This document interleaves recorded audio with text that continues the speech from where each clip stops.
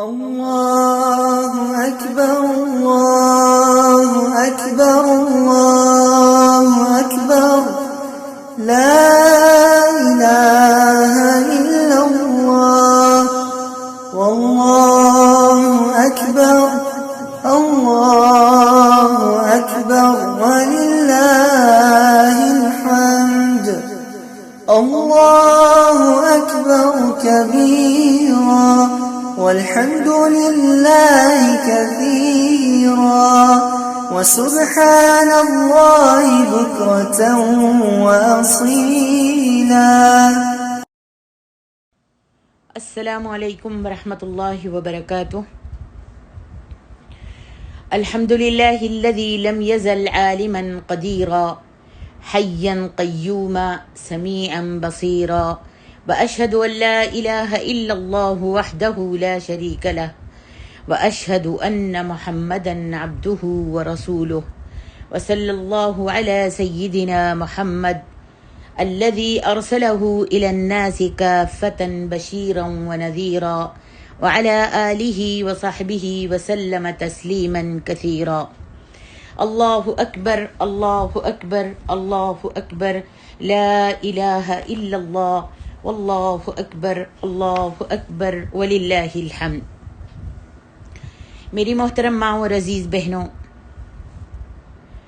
بخشش اور فیاضی کا ایک بڑا درجہ ایثار ہے کہ دوسروں کو آرام پہنچانے کی خاطر اپنے آرام کو چھوڑ دیا جائے، یعنی خود بھوکا رہ کر دوسروں کو کھلانا، خود پیاسا رہ کر دوسروں کو پانی پلانا، خود تکلیف برداشت کر کے کسی دوسرے کو آرام پہنچانا، غرض دوسروں کی ضرورت کو اپنی ضرورت پر مقدم رکھنے کو ایثار کہتے ہیں. یہ انسانی شرافت کا بہترین جوہر ہے، جیسا کہ اللہ تعالیٰ کا فرمان ہے یؤثرون علی انفسہم ولو کان بہم خصاصہ، اپنے اوپر دوسروں کو ترجیح دیتے ہیں چاہے وہ خود ضرورت مند ہی کیوں نہ ہوں. اسلام میں اس کی بے شمار نظیریں ہیں، لیکن اس ایثار سے بڑھ کر فیاضی کا سب سے بڑا اور سب سے آخری درجہ قربانی ہے کہ دوسروں کی خاطر اپنی جان بھی دے دے.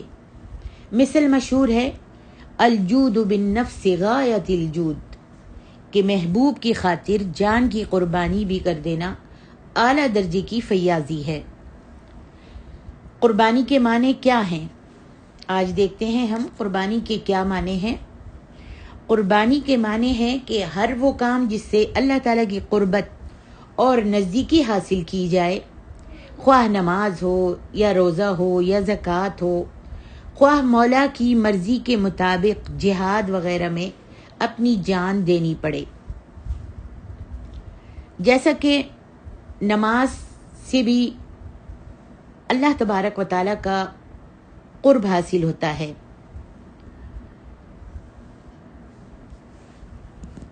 جیسا کہ حدیث قدسی ہے، اللہ تعالیٰ فرماتا ہے لا یزال عبدی یتقرب الی بالنوافل، یعنی میرا بندہ نوافل کے ذریعے سے میرا تقرب حاصل کرتا رہتا ہے.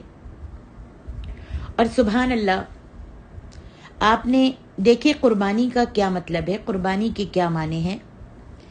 قربانی کے معنی ہے کہ ہر وہ کام جس سے اللہ رب العالمین کی قربت اور نزدیکی حاصل کی جائے. اور یہ قربانی کا حکم جو ہے آدم سے لے کر نبی علیہ الصلاۃ والسلام تک تمام آسمانی شریعتوں میں رہا ہے. جیسا کہ اللہ تعالیٰ قرآن میں فرماتے ہیں اذ قربا قربانا فتقبل من احدہما ولم يتقبل من الآخر. دونوں نے اپنی آدم کے دونوں بیٹوں نے اپنی اپنی نیازیں پیش کی. ایک کی نیاز جو تھی وہ قبول ہوئی اور دوسرے کی قبول نہیں ہوئی. بہرحال ہر عبادت کی غرض و غایت قرب الہی ہے، اس لیے اس کا ثبوت ہر ملت میں پایا جاتا ہے.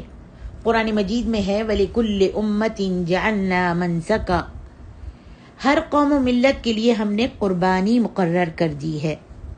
جیسا کہ دیکھتے ہیں حضرت یعقوب علیہ الصلوۃ والسلام اور حضرت موسیٰ علیہ الصلوۃ والسلام کا اپنے اپنے وقتوں میں جانوروں کی قربانی کرنا توریت سے ثابت ہے۔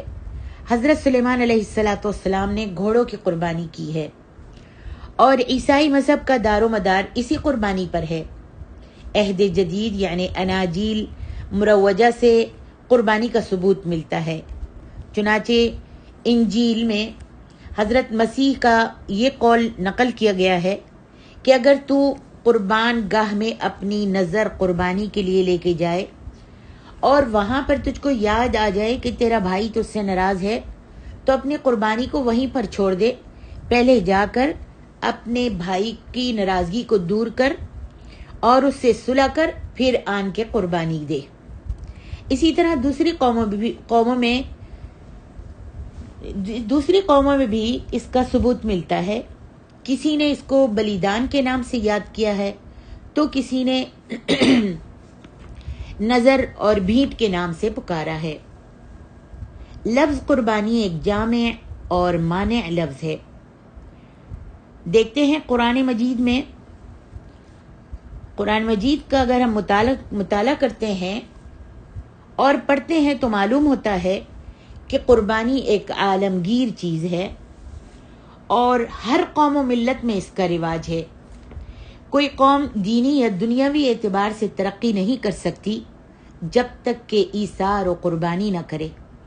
جب ہم عمیق نظر سے دیکھتے ہیں تو کائنات کی ہر چیز میں قربانی کا جذبہ دیکھتے ہیں، اور ہر ایک چیز دوسری چیز پر فدا اور قربان ہے۔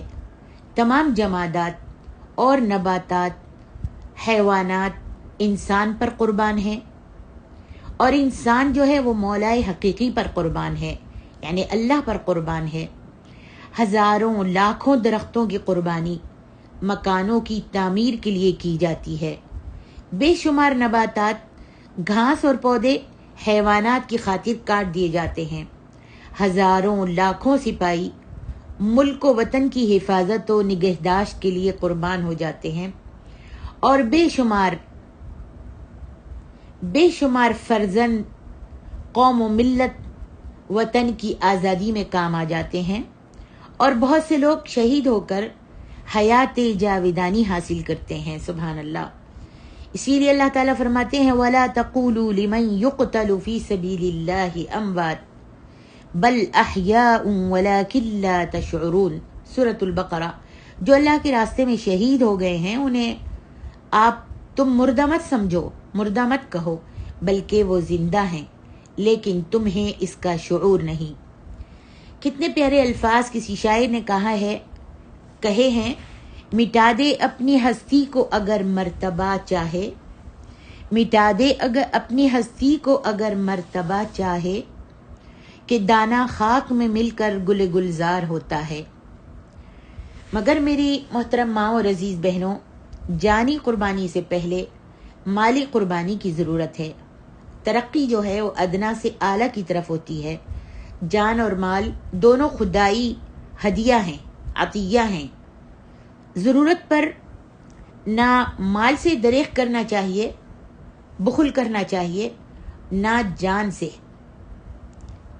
اللہ تعالیٰ کے ارشاد کے اوپر دونوں کو دینے کے لیے تیار رہنا چاہیے۔ سبحان اللہ۔ آج ہم دیکھتے ہیں اللہ تبارک و تعالیٰ نے قرآن مجید میں ابراہیم علیہ الصلوۃ والسلام کی بڑی تعریفیں کی ہیں۔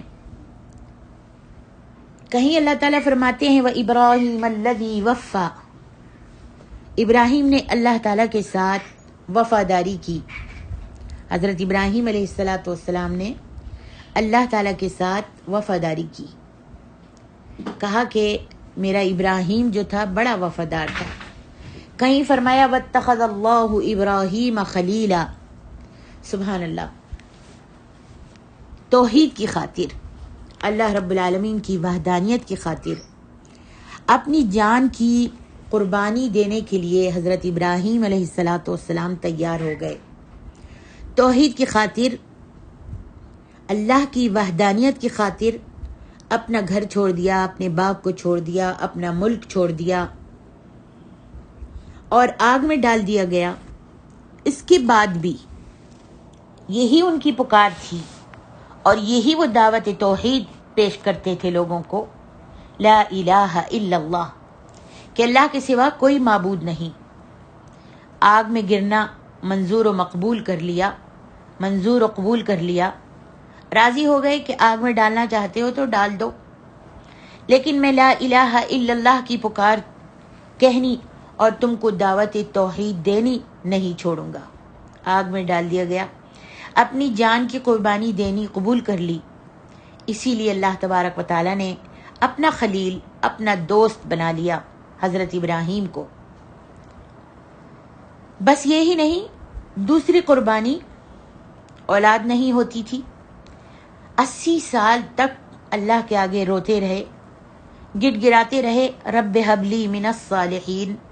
80 سال بعد اللہ تبارک و تعالیٰ نے بیٹے جیسی نعمت سے نوازا، جن کا نام اسماعیل رکھا۔ ابھی چھوٹے سے ہیں، دودھ پیتے بچے ہیں، حکم آیا اپنی بیوی بچے کو مکے کی وادی بیابان جنگل میں چھوڑ کے آ جاؤ۔ اللہ اکبر!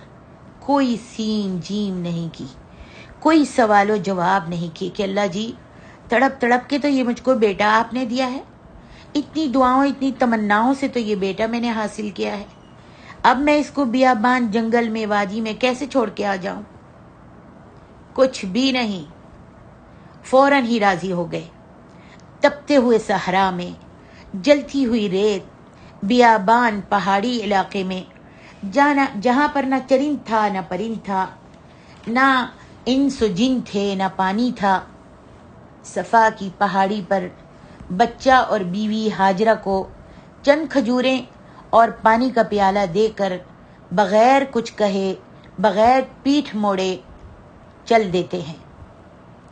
بیوی بڑی حیران ہوتی ہیں، ہاجرہ، حضرت ہاجرہ بڑی حیران ہوتی ہیں اور دیکھتی ہیں کہ یہ چلے ہی جا رہے ہیں سیدھے، تو خود بھی کھڑی ہوتی ہیں اور پیچھے چلنا شروع کرتی ہیں، اور دیکھتی ہیں کہ وہ چلے ہی جا رہے ہیں، آگے ہی بڑھتے جا رہے ہیں، تو دوڑنا شروع کر دیتی ہیں، آوازیں دیتی ہیں، یا ابراہیم یا ابراہیم، جواب نہیں دیتے، چلے ہی چلے جا رہے ہیں۔ بیوی صاحبہ پیچھے چلنے لگتی ہیں، پیروں کی آواز سن کر حضرت ابراہیم دوڑ لگا دیتے ہیں۔ بیوی صاحبہ جب رکتی ہی نہیں اور حضرت ابراہیم کو آوازیں دیتی رہتی ہیں اور دیکھتی ہیں کہ حضرت ابراہیم بھی بغیر پیچھے دیکھے آگے کی طرف دوڑ رہے ہیں، تو کہتی ہیں اچھا تو پھر ابراہیم یہ بتا دیجئے کہ کیا اللہ تعالیٰ نے آپ کو حکم دیا ہے؟ فرماتے ہیں ہاں۔ بیوی کے قدم اسی وقت وہیں رک جاتے ہیں اور فرماتی ہیں اگر اللہ کا حکم ہے تو اللہ ہم کو کبھی ضائع نہیں کرے گا، اذا لا یضیعنا اللہ ابدا، اللہ ہم کو کبھی ضائع نہیں کرے گا، آپ شوق سے تشریف لے جائیے اور مجھے یہاں پر بیٹھنا منظور ہے۔ اللہ اکبر! دیکھیے کتنی بڑی قربانی دی۔ بڑھاپے میں اولاد ہوئی تو اللہ کے حکم پر سر جھکا لیا، بیوی اور بچے کو تنہائی میں اور جنگل میں، بیابان وادی میں، پہاڑوں والی زمین پر چھوڑ کر چلے گئے۔ اللہ اکبر! یہ صبر، یہ تحمل، یہ وفاداری، یہ ایمان کی مضبوطی، سب کچھ قربان کرنے کو تیار ہیں۔ کس لیے؟ اللہ کے لیے، اللہ کی رضا کے لیے۔ اسی لیے اللہ رب العالمین نے قرآن مجید میں حضرت ابراہیم علیہ السلام کی تعریف فرمائی، فرمایا ان ابراہیم لحلیم اواہ منیب۔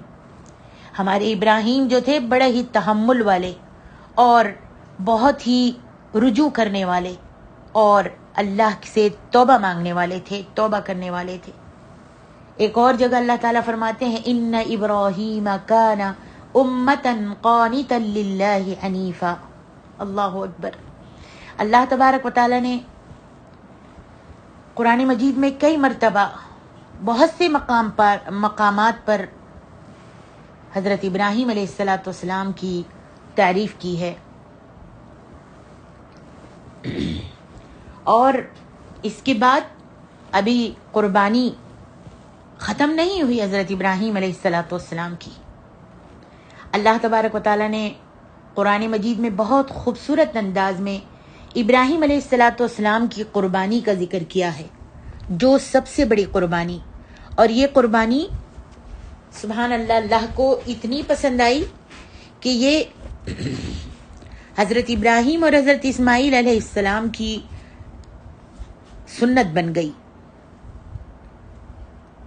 اللہ تعالیٰ سورہ صافات میں فرماتے ہیں وَقَالَ إِنِّي ذَاهِبٌ إِلَىٰ رَبِّي سَيَهْدِينِ رَبِّ هَبْ لِي مِنَ الصَّالِحِينَ.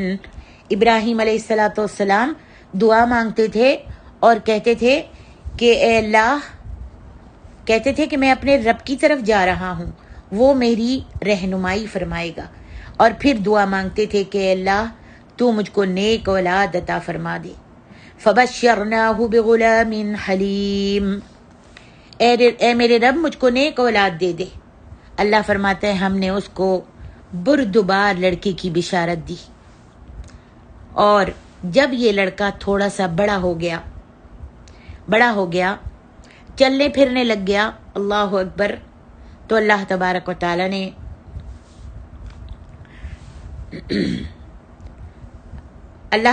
تعالی نے کہا فَلَمَّا بَلَغَ مَعَهُ السَّعْيَ قَالَ يَا بُنَيَّ إِنِّي أَرَىٰ فِي الْمَنَامِ أَنِّي أَذْبَحُكَ فَانظُرْ مَاذَا تَرَىٰ.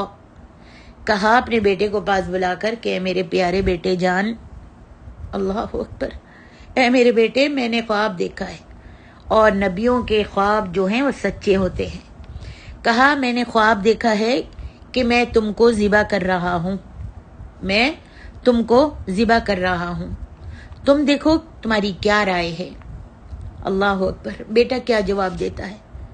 جیسا باپ اللہ کے ساتھ وفادار تھا ویسے ہی بیٹا اپنے باپ کے ساتھ وفادار. کہا قال یا ابت افعل ما تؤمر ستجدنی ان شاء اللہ من الصابرین. اے میرے ابا جان، جس چیز کا آپ کو حکم کیا گیا ہے نا وہ آپ کر ڈالیے، آپ کر لیجئے، میرے گلے پر چھری رکھ دیجئے، مجھ کو ذبح کر دیجئے، آپ مجھ کو صبر کرنے والوں میں سے پائیں گے. میں اف تک نہیں کروں گا، میں روؤں گا نہیں، میں چلاؤں گا نہیں، میں آپ کو منع نہیں کروں گا. آپ کو جو اللہ تعالیٰ نے حکم دیا ہے آپ اس اللہ کے آگے، حکم کے آگے سر تسلیم خم کر دیجئے، اور میں آپ کے آگے سر تسلیم خم کرنے کو، قربان ہونے کو تیار ہوں. اللہ اکبر. فرمایا فلما اسلم وتلہ للجبین. اب باپ نے بیٹے کو پکڑا اور باپ جو ہیں اپنے بیٹے کو تیار کر رہے ہیں. دونوں باپ بیٹا جا رہے ہیں اور آپس میں باتیں کرتے ہوئے جا رہے ہیں. تیار ہو جاتے ہیں، پھر نیچے لٹا لیتے ہیں بیٹے کو، ہاتھ میں تیز چھری لے لیتے ہیں اور فرمایا فلما اسلم وتلہ للجبین. باپ نے بیٹے کو ذبح کرنے کے لیے پیشانی کے بل پچھاڑا، لٹا دیا، اور چھری جو تھی ہاتھ میں تھی، پھیر ہی رہے تھے کہ اللہ تبارک و تعالی نے ونادیناہ ان یا ابراہیم. آواز آتی ہے کہ آپ نے اپنے خواب کو سچا کر دیا ہے. اے ابراہیم، آپ نے اپنے خواب کو قد صدقت الرؤیا انا کذالک نجزی المحسنین. آپ نے اپنے خواب کو سچا کر دیا ہے. اپنی آنکھیں تو کھولیے، دیکھیے. ان ھذا لہو البلاء المبین. ہم نیک لوگوں کو اسی طرح بدلہ دیتے ہیں، ایسے ہی آزماتے ہیں. یہ کھلی ہوئی آزمائش تھی. اب آپ دیکھیے تو صحیح آپ کے سامنے کیا ہے. ابراہیم علیہ السلام دیکھتے ہیں کہ اس کے بدلے میں وَفَدَيْنَاهُ بِذِبْحٍ عَظِيمٍ وَتَرَكْنَا عَلَيْهِ فِي الْآخِرِينَ سَلَامٌ سَلَامٌ عَلَى إِبْرَاهِيمَ كَذَلِكَ نَجْزِي الْمُحْسِنِينَ. اللہ اکبر. دیکھتے ہیں کہ وہاں پر ایک اللہ تبارک و تعالیٰ کی طرف سے ایک دمبا پڑا ہوا ہے،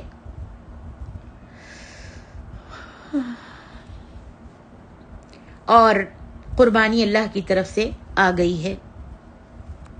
اللہ تعالیٰ نے فرمایا کہ ابراہیم پر سلامتی ہو، ہم نیک لوگوں کو اسی طرح بدلہ دیتے ہیں۔ سبحان اللہ میری محترم ماں اور عزیز بہنوں، کیا دل تھا، کیا ایمان تھا، کیا اللہ تعالیٰ کے ساتھ وفاداری تھی کہ قربانیوں پر قربانیاں دیتے رہے ابراہیم۔ آج ہم کتنی قربانیاں دے رہے ہیں، ہم تو اپنی خواہشوں کی قربانی نہیں دے سکتے۔ ہمارا دل جو چاہتا ہے، چاہے وہ منکر ہو چاہے وہ حرام ہو، ہم ہر وقت اس کو کرنے کے لیے تیار رہتے ہیں، اور اپنی خواہشوں سے ہم منہ نہیں موڑ سکتے، چاہے اچھی ہو چاہے بری ہو۔ ہم اپنی خواہشوں کے غلام بنے ہوئے ہیں، جیسا کہ اللہ تعالیٰ فرماتے ہیں اَرَأَيْتَ مَنِ اتَّخَذَ إِلَٰهَهُ هَوَاهُ، اپنی خواہشوں کو ہم نے اپنا معبود بنا لیا ہے۔ ایک وہ تھے کتنی بڑی قربانیاں انہوں نے دی۔ مسند احمد میں حضرت ابن عباس سے روایت ہے کہ جب حضرت ابراہیم علیہ السلام اپنے نور نظر کو ذبح کرنے کے لیے اللہ کے حکم سے لے کر چلے، اپنے بیٹے کو لے کر چلے، تو راستے میں شیطان سامنے آیا، لیکن حضرت ابراہیم علیہ السلام اس سے آگے بڑھ گئے، شیطان کی طرف توجہ نہیں کی، آگے بڑھ گئے۔ پھر حضرت جبریل کے ساتھ آپ جمرہ عقبہ کے پاس پہنچے، اور یہ جمرہ عقبہ اور جمرہ وسطیٰ اور جمرہ آخر الکبیر بڑا والا اور بیچ والا شیطان، 3 شیطان، آپ انشاءاللہ اللہ تعالیٰ آپ کو توفیق دے مکہ کی سرزمین میں آنے کی اور حج کرنے کی، تو آپ دیکھو گے مینا میں کہ یہ 3 شیطان ہیں، جس کو عرفات سے آ کر مزدلفہ سے مینا میں آ کر 10 تاریخ کو یہاں سے گزرا جاتا ہے۔ طيب آپ جبریل کے ساتھ جمرہ عقبہ کے پاس پہنچے تو پھر شیطان سامنے آیا، لیکن حضرت ابراہیم علیہ السلام نے اس کو 7 کنکریاں ماری۔ پھر جمرہ وسطیٰ کے پاس آیا، یعنی بیچ والے شیطان کے پاس آیا، پھر وہاں پر آپ نے اس کو 7 کنکریاں ماری، اور وہ بیکار رہا تھا کہ تم کہاں جا رہے ہو، تم یہ کیا کام کر رہے ہو۔ کبھی باپ نے بھی بیٹے کو کی قربانی دی ہے، کبھی باپ بھی اپنے بیٹے کو ذبح کرتا ہے، تم کس کے کہنا مان رہے ہو، کہاں جا رہے ہو، اتنی تمناؤں سے تم کو بیٹا ملا ہے۔ بہکا رہا تھا، وسواس ڈال رہا تھا، تو ابراہیم علیہ السلام نے 7 کنکریاں ماری۔ نبی علیہ السلام فرماتے ہیں کہ جب حضرت ابراہیم علیہ السلام مناسک حج ادا کرنے کے لیے تشریف لائے تو جمرہ اخرى کے پاس شیطان نظر آیا۔ حضرت ابراہیم علیہ السلام نے اس کو 7 کنکریاں ماری، یہاں تک کہ وہ شیطان جو تھا زمین میں دھس گیا۔ جمرۃ الوسطیٰ کے قریب بھی یہی صورتحال پیش آئی، کنکریاں ماری تو وہ زمین میں دھس گیا۔ حضرت ابن عباس رضی اللہ عنہ نے فرمایا، شیطان کو مارتے رہو اور اپنے باپ حضرت ابراہیم علیہ السلام کے دین پر چلتے رہو۔ میری محترم ماں اور عزیز بہنوں، اس واقعے سے پتہ چلتا ہے کہ حضرت ہاجرہ، حضرت ابراہیم اور حضرت اسماعیل علیہ السلام کیسے اللہ تعالیٰ کے نیک بندے تھے کہ خدا کی راہ میں جان، اولاد، سب کچھ دینے کے لیے تیار ہو گئے۔ دراصل یہ ایک امتحان تھا جس میں وہ کامیاب ہو گئے۔ اللہ تعالیٰ اپنے بندوں کا امتحان لیا کرتا ہے، اس میں صبر و استقلال، ایثار و غم خواری اور شجاعت و بہادری کی طرف اشارہ ہے۔ مردوں عورتوں کو حکم دیا جا رہا ہے کہ شجاعت اور صبر حضرت ہاجرہ اور حضرت ابراہیم و اسماعیل سے سیکھو، جیسا کہ حضرت خنسہ نے سیکھا تھا، جن کا مختصر بیان میں کر دیتی ہوں۔ حضرت خنسہ رضی اللہ عنہا مشہور شاعرہ اور صحابیہ ہیں، اپنی خوشی سے اپنی قوم کے ساتھ آ کر مدینہ میں مسلمان ہوئیں۔ حضرت عمر رضی اللہ عنہ کی خلافت کے زمانے میں قادسیہ کی مشہور جنگ ہوئی ہے۔ اس لڑائی میں اپنے 4 بیٹوں سمیت جنگ میں شریک ہوئیں۔ ان نوجوان لڑکوں کو ایک دن جنگ سے پہلے بہت نصیحت کی اور لڑائی میں شرکت کی ترغیب دی۔ فرمانے لگیں، میرے پیارے بیٹو، تم اپنی خوشی سے مسلمان ہوئے ہو اور اپنی ہی مرضی سے ہجرت کی ہے۔ ان کاموں کے لیے تم کو کسی نے مجبور نہیں کیا۔ خدا کی قسم، تم جس طرح ایک ماں کے پیٹ سے پیدا ہوئے ہو، اسی طرح تم سب ایک ہی باپ کی اولاد ہو۔ میں نے نہ تمہارے باپ کی خیانت کی اور نہ تمہارے ماموں کو بدنام کیا ہے، اور نہ تمہاری شرافت میں کوئی دھبا لگایا ہے، اور نہ تمہارے نسب کو خراب کیا ہے۔ تم کو معلوم ہے اللہ کے راستے میں لڑنے کا کیا ثواب اور کتنا بڑا درجہ ہے، اور تمہیں یہ بھی معلوم ہے کہ آخرت باقی رہنے والی ہے اور دنیا جو ہے وہ فنا ہونے والی ہے۔ اللہ تعالیٰ فرماتا ہے، یا ایھا الذین آمنوا اصبروا وصابروا ورابطوا واتقوا اللہ لعلکم تفلحون۔ اے ایمان والو، تکلیفوں میں صبر کرو اور کافروں کے مقابلے میں جمے رہو اور تیار رہو تاکہ تم فلاح پاؤ۔ تو پھر اپنے بیٹوں کو یہ آیت سنا کر پھر آگے اپنی تقریر کرتی ہیں اور سمجھا رہی ہیں، کل صبح کو جب صحیح و سلامت اٹھو اور لڑائی کی جلتی ہوئی آگ دیکھو تو اس کے انگاروں میں گھس جانا اور کافروں کا خوب مقابلہ کرنا۔ خدا نے چاہا تو جنت میں نہایت عزت و احترام سے داخل ہوگے۔ چنانچہ جب صبح ہوئی اور لڑائی کی آگ خوب تیز ہو گئی تو چاروں لڑکوں میں سے ایک ایک لڑکا آگے بڑھتا رہا اور اپنی ماں کی نصیحت کو پڑھ کر جوش میں آتا رہا، اپنی ماں کی نصیحت کو یاد کر کے جوش میں آتا رہا اور لڑائی کی آگ میں کود پڑتا اور بہادری کا جوہر دکھا کر شہید ہو جاتا۔ اسی طرح چاروں لڑکے یک کے بعد دیگرے، ایک کے بعد دوسرا موت کے گھاٹ اترتا رہا اور شہید ہو گئے۔ چاروں بیٹے شہید ہو گئے۔ جب ماں کو ان کی شہادت کی خبر پہنچی تو اللہ کا شکر ادا کر کے کہا، خدا کا شکر ہے جس نے مجھے ان کی شہادت سے مشرف و مکرم بنایا۔ مجھے امید ہے کہ اللہ تعالیٰ کی رحمت کے سائے میں ان لڑکوں کے ساتھ جنت میں ہوں گی۔ دیکھیے اسد الغابہ میں آخر میں اللہ سے دعا کرتے ہیں کہ اللہ تعالیٰ ہمیں بھی اور ہماری اولاد کو بھی اپنی رضا کی خاطر جان و مال کو قربان کرنے کی توفیق عطا فرمائے۔ سبحانک اللہم و بحمدک، اشہد ان لا الہ الا انت، استغفرک و اتوب الیک۔